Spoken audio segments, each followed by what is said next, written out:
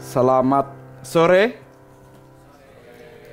Kita hari ini merayakan Natal yang pertama di gereja ini. Jadi pertama kali kita merayakan Natal adalah dari saudara-saudari remaja dan pra-remaja. Ini akan mengingatkan kita pada satu peristiwa di Alkitab, bagaimana Natal, berita Natal pertama kali itu juga didengar oleh seorang remaja dan pra-remaja. Itu nanti yang akan kita bahas sepanjang perenungan firman Tuhan ini. Nah, untuk itu mari kita bersatu dalam doa. Mari kita berdoa. Bapa kami yang di surga, kami bersyukur sebagai pra-remaja, sebagai remaja, Kau yang telah pimpin kami sepanjang 1 tahun, 2024 hingga bulan Desember ini.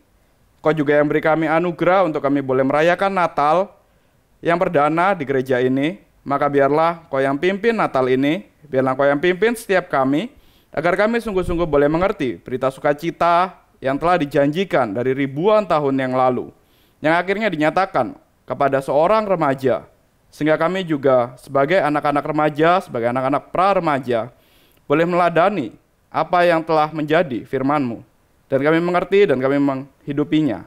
Hanya dalam nama Tuhan Yesus kami berdoa. Amin. Mari kita buka Injil Lukas.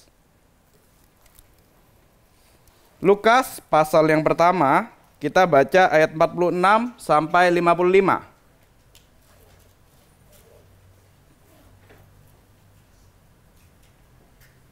Lukas 1 ayat 46 sampai 55 kita baca bertanggapan, saya terlebih dahulu, kemudian saudara-saudari sekalian di ayat yang ke-47, 49 dan seterusnya, ayat yang ganjil sampai 55. Lukas pasal 1 ayat 46 sampai 55, saya terlebih dahulu. Lalu kata Maria, jiwaku memuliakan Tuhan, sebab ia telah memperhatikan kerendahan hamba-Nya. Sesungguhnya, mulai dari sekarang, segala keturunan akan menyebut aku berbahagia.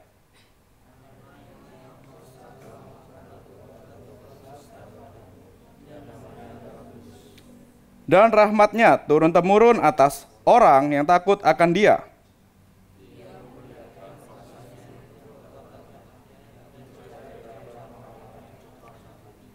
Ia menurunkan orang-orang yang berkuasa dari tahtanya dan meninggikan orang-orang yang rendah.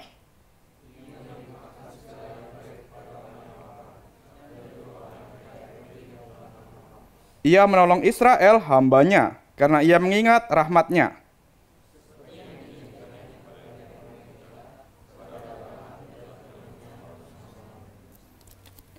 Kalau kita melihat ini pujian Maria dalam bahasa Latin, ini disebut sebagai Magnificat. Pujian, penyembahan, memuliakan Tuhan yang dinyanyikan oleh Maria sesaat setelah Maria mendengar kabar bahwa nanti akan dia mengandung dari Roh Kudus. Nah, biasanya kalau kita melihat di sini, kita akan ya tahulah Maria itu siapa. Maria adalah Ibu Yesus. Maria adalah seorang yang kita anggap ya dia Bunda yang kudus, kurang lebih seperti itu. Tapi kalau kita lihat lagi secara lebih mendalam, siapa Maria ketika dia menulis, ketika dia menyanyikan pujian ini, kita akan menemukan kalau ternyata pujian ini itu dinyanyikan oleh seorang yang usianya masih seusia kita, seorang remaja. Seorang berusia antara 14 tahun sampai 16 tahun. Anggap saja 15 tahun lah usianya Maria ini. Jadi ini adalah pujian yang diciptakan, pujian yang dinyanyikan oleh seorang seusia kita, seorang remaja. Dan ini adalah him yang mula-mula, him Kristen yang mula-mula. Kalau kita lihat di Perjanjian Lama, memang ada pujian-pujian, pujian-pujian yang menyerukan kebesaran Tuhan, pujian-pujian karena bersyukur Tuhan yang telah pimpin bangsa Israel. Tapi itu kan pujian dari Perjanjian Lama, pujiannya orang Yahudi. Sedangkan pujiannya orang Kristen itu dimulai ternyata kalau kita lihat di Injil Lukas pasal yang 1, 2, itu kita akan melihat ada 4 pujian Kristen mula-mula yang ternyata awal-awalnya itu dimulai justru dari anak remaja. Justru dari orang-orang yang, dari seorang yang berusia sama seperti kita, kurang lebih 15 tahun. permulaan dari him yang besar, permulaan dari pujian Kristen yang begitu agung, yang kita kalau pergi ke konser, konser hall, kita kadang bersyukur melihat bagaimana Tuhan pakai orang-orang besar seperti Bach dan berbagai musikus yang lain, musikus Kristen yang besar. Kita langsung mikirkan, ya ini kan pujian dari orang-orang jenius, dari orang-orang yang memang sudah tua, memang sudah dilatih, memang sudah usianya matang. Orang-orang yang kita anggap, ya kalau kita lihat para komposer aja, lihat gambarnya sekarang, lihat fotonya sekarang, kita kan menemukan mereka itu seperti sosok orang tua. Tetapi ternyata pujian him Kristen itu dimulai justru dari seorang remaja, dari seorang Maria yang berusia 15 tahun.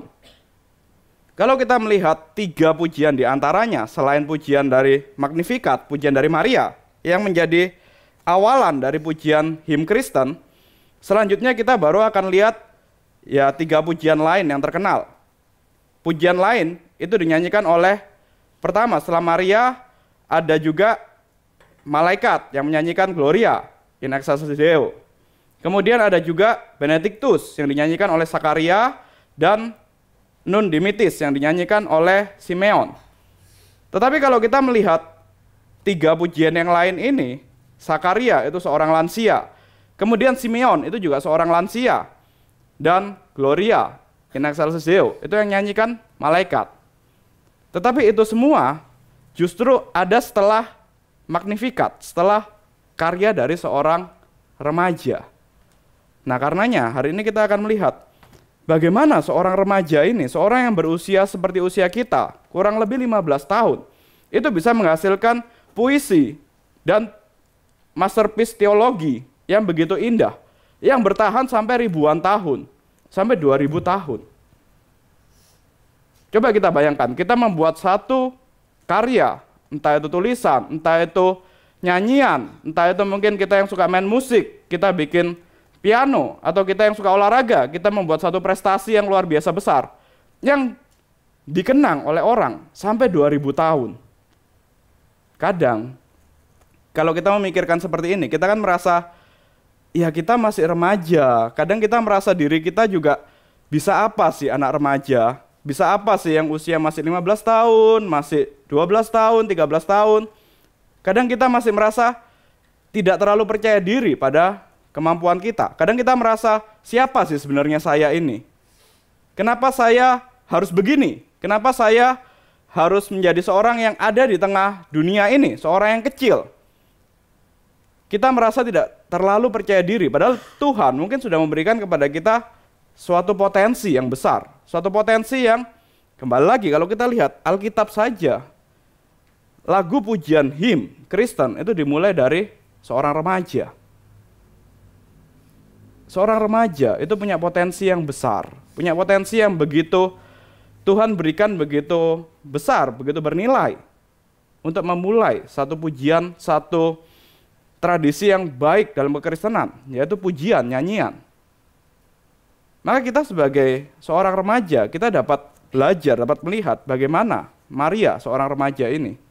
Kadang orang-orang di dunia, mungkin orang tua kita, mungkin bahkan keluarga kita, itu sering menghina, ih, kamu kan masih remaja, kamu kan masih belum dewasa, kamu kan baru selesai pakai celana pendek di sekolahan, sekarang baru pakai celana panjang.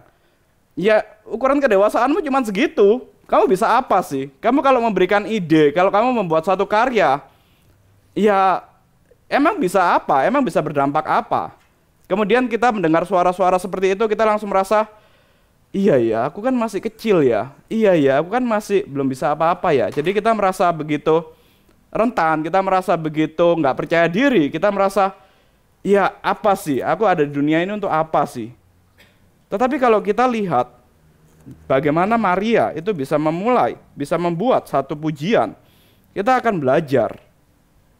Seorang remaja, ini adalah seorang yang Tuhan pakai, begitu luar biasa. Dan terutama, kalau kembali lagi ke ayat yang pertama, ayat yang awal-awal dari Lukas pasal 1, berita kelahiran Juru Selamat, berita hadirnya Mesias, itu justru hadir pertama kali didengar oleh seorang remaja. Kembali lagi, maka seorang remaja itu bukan seorang yang patut dianggap rendah, bukan usia yang patut dianggap remeh. Alkitab melihat remaja itu begitu penting. Melihat remaja begitu tidak bisa diremehkan. Sehingga berita Natal, berita kelahiran Juru Selamat pertama kali dengar oleh seorang remaja, Maria, yang usianya 14 atau 15 tahun. Kemudian juga tanggung jawab yang begitu besar untuk mengandung Mesias, mengandung Juru Selamat, juga diberikan kepada remaja. Maka kita sebagai anak remaja, ada kalanya memang kita mungkin merasa bingung dengan jati diri kita, merasa kita mencari siapa sih sebenarnya aku ini, apa yang harus aku lakukan. Tapi kalau kita melihat di Alkitab, kita akan menemukan ternyata Alkitab tidak pernah memandang rendah kita. Dunia mungkin bisa memandang rendah anak-anak remaja, dunia mungkin bisa menganggap kita rendah, tetapi Alkitab justru kehadiran Kristus, kehadiran Mesias dimulai dari seorang remaja. Nah, karenanya mari kita sekali lagi membaca secara lebih mendalam Lukas pasal 1 ayat 46 sampai 55. Sebuah mahakarya dari seorang remaja, dan mungkin waktu kita baca kita juga bisa mulai memikirkan, ini tulisan seorang yang seumuran saya loh. Bisa nggak saya bikin seperti ini juga? Bisa nggak saya bikin satu karya yang bisa bertahan sampai 2000 tahun, yang bisa dikenang oleh jutaan orang? Mari kita baca kembali detail secara lebih pelan, secara lebih mendalam. Lukas pasal 1 ayat 46 sampai 55. Kita baca bertanggapan lagi ya. Lalu kata Maria, jiwaku memuliakan Tuhan. Sebab ia telah memperhatikan kerendahan hambanya. Sesungguhnya mulai dari sekarang segala keturunan akan menyebut aku berbahagia.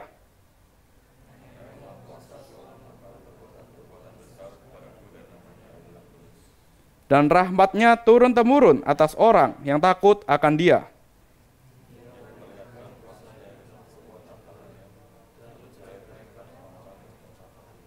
Ia menurunkan orang-orang yang berkuasa dari tahtanya dan meninggikan orang-orang yang rendah.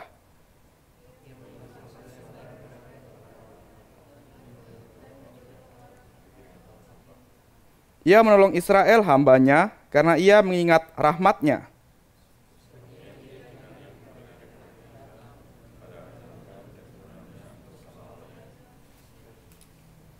Ya, jadi kalau kita melihat dari ayat 46 sampai 47, kita akan menemukan kalau ini itu adalah benar-benar isi hati dari Maria, isi hati dari seorang remaja. Beberapa teolog, kembali lagi, biasanya orang dewasa itu, orang tua itu agak menyebalkan. Mereka mengatakan, teolog-teolog yang menyebalkan ini yang tua, itu mengatakan, nggak mungkin seorang anak usia 15 tahun, seorang remaja, bisa membuat puisi yang seperti ini, bisa membuat theological masterpiece yang seperti ini. Maka ini pasti adalah ciptaan orang lain. Maka ini mungkin Lukas itu mengutip tulisan orang lain, atau mungkin Lukas sendiri yang membuat tulisan ini untuk menggambarkan isi hati Maria. Tetapi kalau kita kembali lagi melihat ayat 46 sampai 47, kita akan menemukan ini bukan tulisan orang lain. Ini bukan karya para teolog-teolog pada zaman itu. Bahkan ini bukan tulisan dari Lukas yang mengada-ada. Tapi ini benar-benar isi dari hati Maria. Ini benar-benar adalah suara dari hati seorang remaja. Suara dari hati seorang gadis berusia 15 tahun yang mendengar berita Natal. Kenapa Maria bisa sampai memiliki suara yang seperti ini, memiliki suara hati yang benar-benar memuji Tuhan, sampai dia bisa mengatakan, jiwaku memuliakan Tuhan, dan hatiku bergembira karena Allah, Juru Selamatku. Tentu saja, kalau kita lihat dari ayat 46 sampai 55, kita melihat ini satu puisi, satu nyanyian yang begitu indah, yang mungkin kalau balik lagi, kita melihat pujian ini dan kita melihat diri kita sendiri, mungkin kita merasa, kok bisa ya? Saya bisa nggak ya kayak gini? Kita sudah lihat ini benar-benar pujian dari seorang remaja, Maria. Tetapi bukan berarti ini Maria sendiri yang membuat. Bukan berarti Maria sendiri yang dari idenya sendiri, dari pikirannya sendiri, dari dia melihat dirinya sendiri, maka dia bisa membuat pujian seperti ini. Tetap, ketika Maria bisa menyampaikan isi hatinya, ketika dia bisa membuat satu mahakarya yang begitu baik ini, him yang begitu indah, itu tetap adalah pimpinan dari Roh Kudus, inspirasi dari Roh Kudus. Jadi bukan karena Maria merenungkan sendiri, melihat sendiri dirinya sendiri, kemudian dia melihat, oh ternyata dari dalam diriku keluar satu ide, keluar satu pikiran yang begitu baik. Tetap Maria, kalau dia bisa menulis ini adalah karya Roh Kudus. Ini adalah pimpinan Roh Kudus. Dan Roh Kudus kembali lagi tidak menganggap rendah seorang remaja. Roh Kudus tidak menganggap rendah Maria yang dianggap waktu itu seorang gadis yang begitu lemah, seorang gadis yang belum bisa apa-apa. Roh Kudus tetap mau memimpin gadis ini, tetap mau memimpin remaja ini, sehingga dia dapat menciptakan satu mahakarya yang memuliakan Tuhan. Karenanya, kita juga hari ini bisa berharap, bisa berdoa, Roh Kudus yang sama, yang memimpin Maria untuk bisa menghasilkan masterpiece teologi yang begitu baik ini, Roh Kudus yang sama juga dapat memimpin kita dong. Untuk kita juga bisa menghasilkan satu karya yang memuliakan Tuhan. Roh Kudus yang sama yang juga bisa memimpin kita, untuk kita bisa berprestasi, untuk kita bisa menghasilkan sesuatu yang berguna bagi bangsa ini, yang berguna bagi banyak orang, yang berguna bagi kemuliaan Tuhan. Roh Kudus juga dapat menginspirasi kita untuk menciptakan karya yang indah. Jangan menganggap kita masih remaja, maka saya nanti dululah berkaryanya. Karena saya masih terlalu muda, saya masih terlalu kecil, saya masih, ya udahlah saya ikutin apa kata orang tua saja, saya diam saja. Ternyata tidak. Roh Kudus itu juga ketika memakai seorang remaja, juga akan bisa menghasilkan satu karya yang indah. Maka kalau kita hari ini, Tuhan kasih potensi, Tuhan kasih kemampuan tertentu, kemampuan yang unik. Mungkin ada yang bisa menggambar baik, mungkin ada yang olahraganya baik, mungkin ada yang pandai berorganisasi sehingga terpilih jadi anggota OSIS ataupun ketua OSIS atau apapun itu, atau berbagai keunikan lain. Itu kita dapat katakan, ya sudah, kita terjun saja di sana, benar-benar kita berkarya sebaik-baiknya di sana, sehingga kita sadar ini pimpinan Roh Kudus, ini pimpinan Tuhan, kita dapat menghasilkan satu karya yang baik. Tapi kalau kita diam saja, kita merasa ya udahlah saya anak remaja, ya udahlah saya nggak usah berkarya, ya udahlah saya nggak usah membuat lukisan yang baik, nggak usah membuat pujian yang baik, nggak usah belajar sungguh-sungguh, nggak usah mencapai nilai yang baik. Toh saya masih remaja, nggak ada dampaknya kan terhadap dunia. Saya ada atau tidak ada, saya berkarya atau tidak berkarya, dunia juga nggak berpengaruh. Kalau kita berpikiran seperti ini, ya terjadilah benar-benar kita sebagai anak remaja yang nggak berguna. Kita akan melewati masa remaja begitu saja.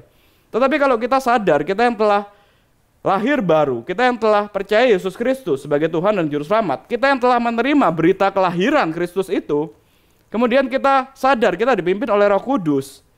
Ketika kita berkarya dan memang itu adalah pimpinan Roh Kudus, inspirasi Roh Kudus dalam karya kita, percayalah akan ada dampaknya bagi dunia. Akan ada dampaknya bagi lingkungan sekitar kita. Tetapi kalau kita tidak melakukan apa-apa, seandainya Maria ini sebagai anak remaja, dia mengikuti pergumulan keremajaannya, malu-malu aja lah, nggak usah memuji Tuhan, diam-diam aja lah, nggak usah berkarya. Ya udahlah, orang-orang mengatakan saya hamil, ya udah saya malu aja, saya nggak usah keluar rumah, saya menunggu 8 bulan sampai kehamilan itu selesai. Maka tidak akan ada karya him yang pertama ini, him Kristen yang pertama ini. Ceritanya akan berbeda. Tetapi karena Maria menyadari ini memang adalah pimpinan Roh Kudus, maka ketika dia mampu untuk membuat satu pujian, membuat satu nyanyian, dia sungguh-sungguh menyanyikan itu, sungguh-sungguh menuliskannya menjadi satu pujian yang indah. Yang kita melihatnya, ini pujian anak remaja yang sampai hari ini tetap dibahas oleh para teolog, tetap dibahas ketika Natal. Maka kita bisa kembali lagi melihat di usia kita yang remaja, di usia kita yang pra-remaja, remaja yang dipimpin oleh Roh Kudus itu adalah remaja yang menghasilkan karya yang memuliakan Tuhan. Kita dipimpin oleh Roh Kudus dengan kita menjadi percaya Yesus Kristus, datang kepada Yesus Kristus. Iya, tapi selanjutnya apa? Ya kita bisa menghasilkan satu karya yang memuliakan Tuhan. Kita tidak diam saja, tapi kita ada dampaknya bagi sekolah kita, ada dampaknya bagi lingkungan kita. Kita yang bisa menghasilkan puisi, menghasilkan nyanyian, menghasilkan prestasi akademis, prestasi olahraga, prestasi organisasi. Itulah remaja yang dipimpin oleh Roh Kudus. Bukan hanya yang sekedar, oke, saya percaya Tuhan Yesus, ya udah, tidak berbuat apa-apa. Tetapi remaja yang dipimpin oleh Roh Kudus adalah remaja yang juga menghasilkan satu karya. Dan kita juga melihat dari sini, Maria itu memuji dan Tuhan dengan segala yang ia miliki. Kembali lagi, biasanya anak remaja seusia-usia kita ini, seusia-usia ya saudara-saudari sekalian, kalau saya kan sudah tua lah. Seusia saudara-saudari sekalian, itu dianggap anak remaja itu punya apa sih? Nggak punya modal uang misalnya, nggak punya gelar misalnya, nggak punya pendidikan tertentu yang sampai level tertentu misalnya. Dianggap ya udahlah anak remaja itu cuma punya sesuatu yang terbatas. Tetapi kalau kita lihat Maria dalam segala keterbatasannya sebagai seorang remaja, dan dia juga dikatakan bukan lahir dari keluarga yang kaya raya, bukan seorang yang secara keuangan itu baik. Dia seorang yang begitu sederhana, seorang yang ya kalau kita lihat diri kita lihat teman-teman kita, kurang lebih ya Maria ini seperti ini. Bahkan lebih sederhana lagi. Secara ekonomi benar-benar rendah sekali, dan secara pendidikan, anak remaja pada zaman itu, remaja wanita pada zaman itu tidak bisa mendapat pendidikan yang baik. Cuman sebatasnya. Jadi ini lebih sederhana lagi dari kita. Apa yang dia miliki? Tidak banyak. Tetapi dia menggunakan segala yang ia miliki untuk memuji Tuhan. Menggunakan segala modal yang Tuhan kasih, meskipun sangat terbatas, itu untuk memuji Tuhan. Maka kita di sini juga dapat terinspirasi dari Maria. Kita yang memiliki modal, kita yang telah Tuhan berikan satu potensi tertentu, kita yang dapat berprestasi, kita perlu lihat ini adalah anugerah Tuhan. Maka kalau hari ini Tuhan memberikan kepada kita banyak, Tuhan memberikan kepada kita berbagai modal yang bisa kita gunakan untuk mengembangkan potensi kita. Mungkin ada orang tua yang mendukung kita, meleskan kita ini itu. Mungkin ada juga Tuhan yang memberikan kepada kita keterampilan di olahraga tertentu. Kita lebih unggul daripada rekan-rekan seangkatan kita. Mungkin Tuhan juga yang memberikan kepada kita kepekaan nada tertentu atau kemampuan untuk bermain musik tertentu yang lebih daripada yang lain. Mungkin Tuhan memberikan kepada kita kemampuan untuk menggambar yang baik, yang bisa setiap orang yang melihat gambar kita langsung merasa, wah gambarmu bagus. Atau mungkin Tuhan yang memberikan kepada kita kemampuan analisa otak yang begitu cerdas. Tuhan memberikan kepada kita skill komunikasi yang baik, sehingga kita dapat, ya kalau di organisasi bisa memimpin orang, bisa memimpin rapat. Tuhan memberikan kepada kita modal yang sebenarnya jauh lebih limpah daripada apa yang dimiliki oleh Maria pada zaman itu.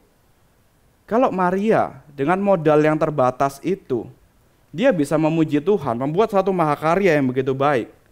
Seharusnya kita yang juga menyadari dipimpin oleh Roh Kudus, Tuhan telah memberikan modal kepada kita. Kita bisa dong mensyukurinya dengan kita kembangkan dengan sungguh-sungguh potensi kita. Dengan kita sungguh-sungguh membuat sesuatu karya yang baik. Dengan kita sungguh-sungguh berjuang untuk belajar. Kalau Tuhan kasih kita kesempatan sekolah, di sekolah yang baik. Orang tua kita sudah kasih kepada kita modal untuk kita sekolah di sekolah-sekolah yang lebih baik daripada angkatan kita yang lain, teman-teman kita yang lain. Ya udah, maksimalkan modal itu. Kita belajar sungguh-sungguh, kita kejar prestasi yang terbaik di sekolah itu. Itu anugerah Tuhan. Kalau Tuhan berikan kepada kita kemampuan di di dalam seni dan olahraga, ya udah kita berjuang sungguh-sungguh. Kita dapat potensi yang Tuhan kasih yang lebih daripada yang lain. Ya udah kita jangan bosan-bosan ketika harus belajar piano misalnya, ketika harus belajar musik apapun, ketika harus belajar melukis, ketika harus berlatih dalam olahraga. Ya udah, Tuhan yang beri kita modal itu, kita gunakan dengan sungguh-sungguh. Jangan kita merasa, kok temanku yang lain tidak melakukan ini ya, kok aku tidak seperti anak pada umumnya ya, anak biasa yang lain ya, aku mau dong jadi anak seperti anak biasa yang lain. Yang sebenarnya kalau kita mengatakan anak biasa yang lain, yang tidak dipimpin oleh Roh Kudus, mungkin tampaknya hidup mereka biasa-biasa saja, karena memang ya biasa-biasa saja, tidak ada potensi yang dikembangkan oleh mereka. Tapi kalau kita, Tuhan berikan orang tua yang mau membantu kita mengembangkan potensi, ya memang kita akan ada hidup yang berbeda daripada anak remaja yang lain. Ada usaha yang lebih yang harus kita lakukan, menghabiskan waktu untuk belajar yang lebih, menghabiskan waktu untuk berlatih yang lebih. Mungkin ada kalanya waktu yang main biola mungkin, atau piano, atau apapun itu, ada kalanya ketika berlatih kita bosan. Tetapi ya, itu adalah modal yang Tuhan berikan kepada kita untuk kita bisa mengembangkan potensi kita.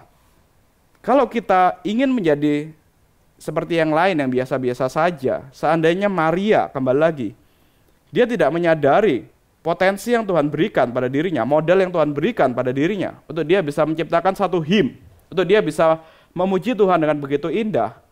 Kemudian dia merasa, udahlah aku menjadi seperti anak remaja yang lain saja. Aku nggak perlu memuji Tuhan. Aku cukup di kamar aja, di rumah aja, bantu ya hal-hal anak remaja yang lain lah, seperti remaja pada umumnya. Maka ya tidak akan ada him yang pertama ini. Akan adanya langsung him yang dinyanyikan oleh malaikat, Zakaria, ataupun Simeon, orang-orang tua dan malaikat. Tetapi karena dia menyadari Tuhan memberikan potensi, maka dia harus kembangkan, dia harus benar-benar menggunakan potensi itu. Inilah yang disebut dengan memuliakan Tuhan, inilah yang disebut dengan dipimpin, diinspirasi oleh Roh Kudus. Ya sudah, akhirnya dia menggunakan setiap potensinya, setiap apa yang dia miliki dengan sungguh-sungguh untuk memuliakan Tuhan. Tetapi kembali lagi, kalau kita lihat di ayat 46 sampai 55, tadi kita sudah lihat, ini adalah tulisan seorang remaja yang diinspirasi oleh Roh Kudus, yang dia menggunakan setiap potensinya dengan sungguh-sungguh untuk kemuliaan Tuhan, setiap apa yang dia miliki dirinya untuk memuji Tuhan. Tapi balik lagi,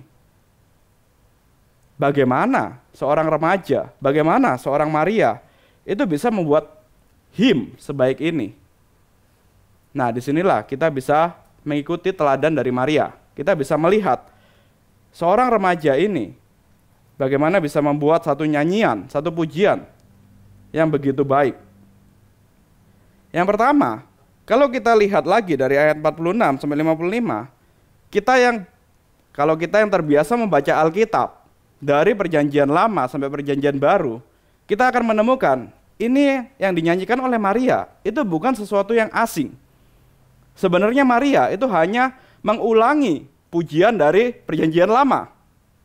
Maria itu tidak membuat sesuatu yang benar-benar baru sekali, tetapi dia justru mengutip dari perjanjian lama. Maka dari sini kita bisa melihat, kalau ternyata apa yang membuat Maria bisa menggunakan potensinya dengan begitu baik, dengan dia benar-benar dipimpin oleh Roh Kudus, pertama-tama itu karena Maria mengerti Alkitabnya.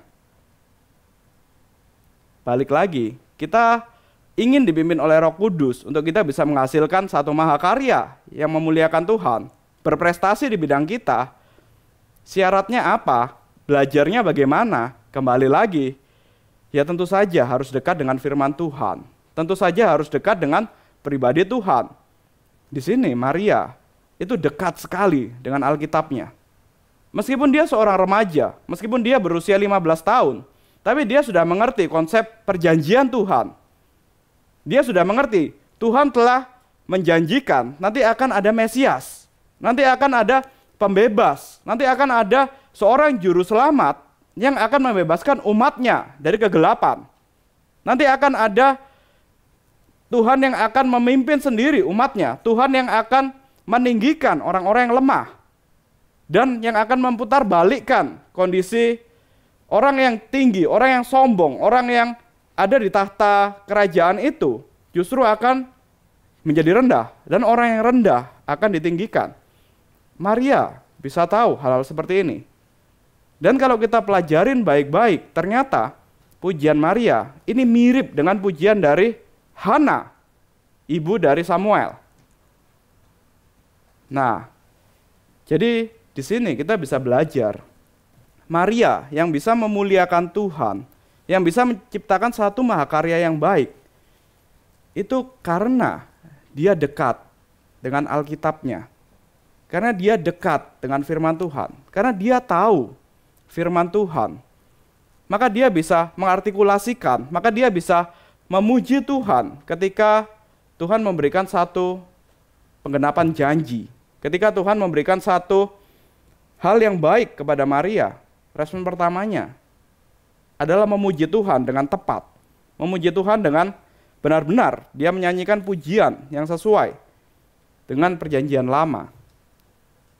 Balik lagi, kita yang dipimpin oleh Roh Kudus, diinspirasi oleh Roh Kudus, yang diberikan potensi oleh Tuhan. Dan juga ketika kita benar-benar melatih potensi kita, mengembangkan potensi kita mungkin yang berolahraga, akhirnya ikut satu klub olahraga tertentu, kemudian berprestasi.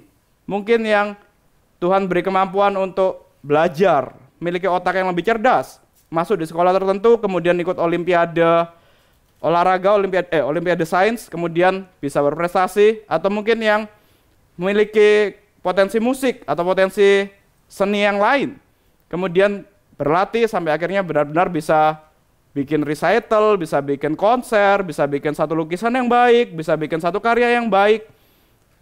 Kemudian kita suka, kita menikmati hasil dari prestasi kita. Ketika akhirnya kita menjadi juara di bidang kita, apa respon kita yang pertama?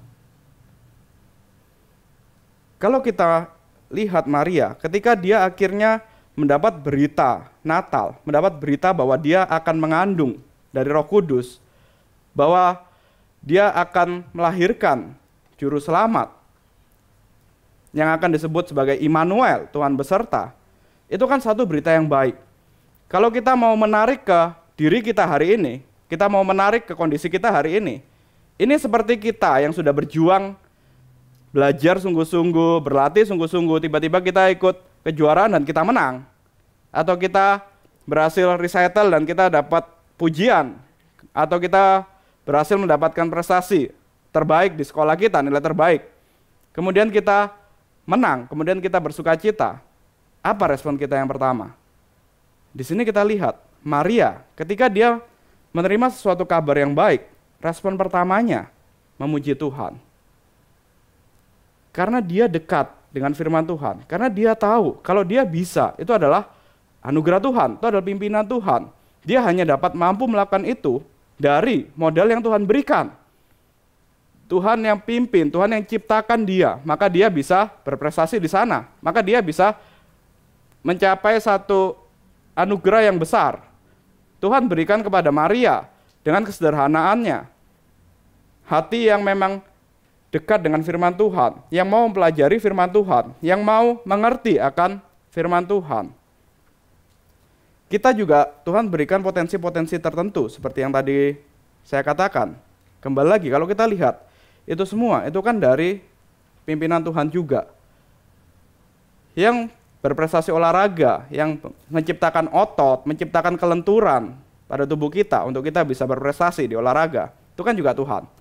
Yang menciptakan kepekaan nada kepada kita, itu kan Tuhan.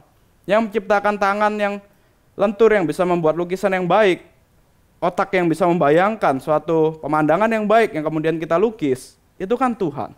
Yang memberikan kepada kita suara yang indah sehingga kita bisa bernyanyi, itu kan Tuhan. Tapi kemudian kita berlatih sungguh-sungguh, kemudian kita mencapai prestasi tertentu. Kalau kita yang dekat dengan firman Tuhan, kita akan menyadari respon kita yang pertama, bersyukur kepada Tuhan. Dan kita akan memuji, memuliakan Tuhan. Tetapi kalau kita yang tidak terbiasa dekat dengan firman Tuhan, tidak terbiasa dengan Alkitab kita, membaca Alkitab kita, tidak terbiasa memuji Tuhan, ketika mencapai prestasi tertentu, biasanya respon pertamanya apa? Oh, mulialah saya. Saya berhasil berjuang, saya berhasil mencapai prestasi tertentu. Ini karena usaha saya loh, karena saya nggak tidur semalaman, karena saya berlatih selama bertahun-tahun, karena saya telah les selama berapa lama, selama berapa ribu jam, sehingga saya bisa mencapai prestasi ini. Itu semua karena saya. Akhirnya, ketika respon pertama kita mencapai prestasi tertentu, itu melihat diri kita, melihat saya, itu nanti akan menentukan hasil selanjutnya. Kalau kita menyadari kita berprestasi, itu adalah anugerah Tuhan, itu adalah pimpinan dari Roh Kudus yang Tuhan berikan kepada kita potensi tertentu, modal tertentu, kemudian kita bisa berlatih, kemudian kita capai prestasi tertentu, dan kita langsung memuji Tuhan, bersyukur, terima kasih Tuhan telah pimpin, telah beri saya prestasi ini.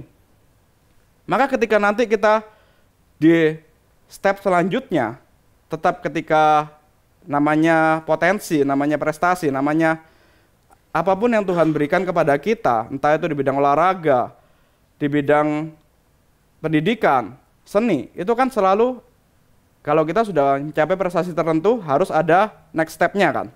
Di olahraga misalnya, kalau sudah juara di tingkat Lipo Cikarang, tingkat desa ini, ya kita kan akan lanjut ke step selanjutnya, level kota Cikarang.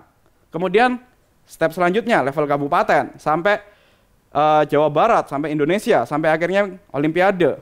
Selalu ada step-step selanjutnya kan. Ya, bidang apapun semua juga begitu. Tetapi kalau kita merasa kita sudah bisa sampai ke level itu karena usaha saya, karena itu adalah kerja keras saya, dan kita bandingkan dengan kita melihat ini adalah anugerah Tuhan, itu akan berbeda hasilnya. Orang yang menyadari kalau dia bisa berprestasi itu karena Tuhan yang berikan potensi, Tuhan yang pimpin, Tuhan yang inspirasi. Maka ketika sampai pada prestasi tertentu, dia bersyukur pada Tuhan dan dia akan berpikir, apakah ini benar-benar potensi yang Tuhan berikan kepadaku, apakah cukup sampai sini?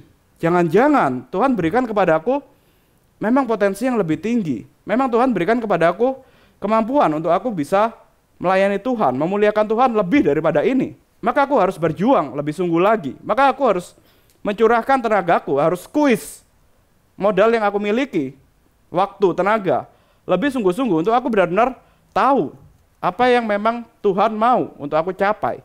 Jadi ketika nanti aku berjumpa dengan Tuhan di bumi baru, setidaknya aku bisa menunjukkan, bisa melihat hasil karyaku, hasil apa yang Tuhan telah percayakan kepadaku, ada di sana. Tidak malu-maluin lah apa yang telah kita perjuangkan di sini. Kita akan terus-terusan ingin mencapai hasil yang lebih memuliakan Tuhan. Nah, tapi kalau yang tadi, yang merasa aku bisa berprestasi itu karena aku, melihat diriku lagi. Ketika sudah sampai pada tahap tertentu, misalnya sudah olahraga, misalnya sudah menang kejurnas, ya udah, ini prestasiku, ini adalah hasil usahaku, ini hasil kerja kerasku, ini hasil belajarku, ini hasil aku darah dan air mataku. Ya udah, aku senang. Biasanya untuk bisa mencapai level yang selanjutnya internasional akan merasa sudahlah, toh aku sudah sampai di level nasional, ini kan sudah lebih baik daripada kebanyakan orang yang lain. Cukuplah.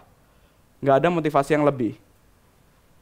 Ketika menang, ya udah, puji aku. Tapi ketika yang lain yang sadar kalau dia bisa menang itu karena anugerah Tuhan, puji Tuhan, dan dia akan mencari hal yang lain, mencari prestasi yang lebih tinggi. Yang ini ya sudah, kalau bisa ya untunglah kalau bisa level yang selanjutnya. Tapi nggak akan ada keinginan untuk lebih squeeze. Nah, ketika kalah, bagaimana? Ketika akhirnya kita dalam berjuang mencapai prestasi tertentu. Seperti misalnya kembali lagi, pujian Maria. Ini memang Maria waktu dia usia 15 tahun, dia bisa mencapai satu masterpiece yang baik. Tetapi setelah itu hidupnya penuh dengan pergumulan. Hidupnya penuh dengan perjuangan yang berat. Kita pun juga ketika kita mengembangkan potensi kita, ketika kita sekolah, ketika kita berlatih di bidang kita masing-masing, ada kalanya kita juga harus mengalami kekalahan. Ada kalanya juga kita harus mengalami satu pergumulan yang besar. Kalau orang yang melihat diri sendiri tadi, yang melihat aku bisa melakukan ini, itu karena usahaku, karena aku, ketika kalah, biasanya akan cepat putus asa. Akan langsung merasa, ya udahlah, ini memang puncakku sampai sini. Mungkin akan merasa langsung, ya udahlah sudah menyerah sajalah di bidang ini. Nggak usah belajar lebih, nggak usah berjuang lebih. Cukuplah di sini. Atau bisa marah dengan saingannya.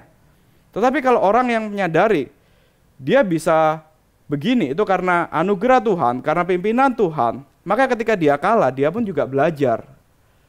Ketika dalam kekalahan sekalipun, dalam kondisi yang gak enak sekalipun, itu juga adalah bentuk pimpinan Tuhan. Itu juga adalah anugerah Tuhan yang memimpin. Sehingga ya udah, kalau memang Tuhan memang ingin aku tetap berjuang di bidang ini, tetap bisa bersandar kepada Tuhan. Kembali lagi, kenapa bisa seperti ini? Yang membedakan adalah anak remaja yang dekat dengan firman Tuhan dan anak remaja yang jauh dengan firman Tuhan. Yang jauh dengan firman Tuhan akan melihat dirinya sendiri, bangga dengan dirinya sendiri. Akan ketika dia menghadapi pergumulan juga bergumul dengan dirinya sendiri.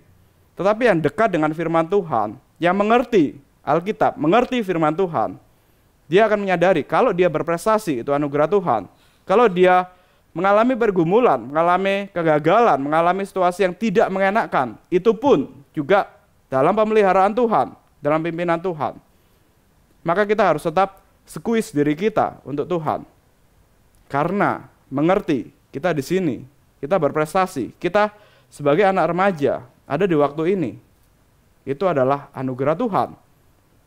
Bukan karena aku dan aku saja.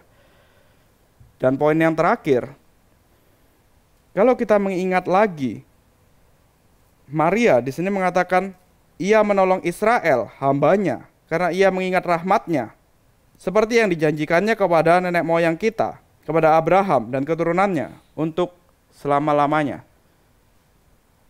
Tuhan pakai anak remaja untuk menggenapi perjanjiannya, sebagai sarana untuk menggenapi perjanjiannya. Tuhan percayakan kepada seorang anak remaja, janin dari juru selamat itu sendiri. Tuhan berikan suatu tanggung jawab yang besar kepada anak remaja, yang akhirnya dari janin yang dikandung di dalam kandungan Maria, seorang remaja ini, lahir juru selamat, lahir Yesus Kristus yang akan menyelamatkan umatnya, yang akan mengalahkan dosa dari seorang anak remaja. Maka kita yang sekarang masih berusia remaja, Tuhan memberikan kepada kita keselamatan. Tuhan memberikan kepada kita, Kristus itu telah tinggal di dalam kita, telah memimpin kita, telah melahirbarukan kita. Maka kita pun juga memiliki tanggung jawab yang sama besar seperti yang dimiliki oleh Maria, seorang remaja. Kalau kita melewatkan begitu saja masa remaja ini, melewatkan begitu saja Tuhan yang memberikan kepada kita anugerah, keselamatan, tanggung jawab yang besar, kita anggap itu hal yang biasa saja, maka kita akan kehilangan sukacita dari Natal, kita akan kehilangan sukacita dari Kristus yang telah melahirbarukan kita, yang ada di dalam kita. Sukacita dari Natal, sukacita dari berita kelahiran juru selamat, itu tidak dinikmati oleh remaja yang diam saja, tetapi dinikmati oleh remaja yang mau mengungkapkan pujiannya kepada Tuhan, remaja yang mau mengerti firman Tuhan, yang mau mengerti Alkitabnya, dan remaja yang mau mengekspresikan potensi apa yang Tuhan miliki. Bukan seorang yang selalu melihat diri sendiri, kemudian melihat, kok aku begini ya, kok yang lain begitu ya.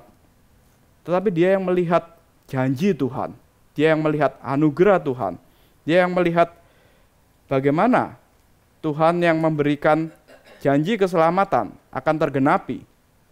Dia yang tahu firman Tuhan, menghidupinya, dan percaya akan firman-Nya. Inilah yang hari ini dapat kita renungkan. Natal itu adalah berita sukacita yang diberikan pertama kali kepada remaja. Maka kalau hari ini di gereja ini, kita para remaja dan remaja yang pertama kali merayakan Natal, marilah kita merenungkan di Natal kita yang mungkin ke-15 kali, mungkin ke-14 kali, 16 atau berapa kali di tahun ini, bagaimana kita mengembangkan potensi yang Tuhan berikan untuk kemuliaan bagi namanya sepanjang tahun 2025. Dan kita juga bisa melihat ke belakang. Sepanjang 2024, apa yang saya lakukan? Apakah saya sudah seperti Maria, menggunakan setiap yang dimiliki, mengikuti pimpinan Roh Kudus, inspirasi Roh Kudus, untuk mengembangkan potensi yang dimiliki? Atau kita hanya diam saja, terlalu melihat diri sendiri terus, sampai kita tidak berkarya? Mari kita berdoa.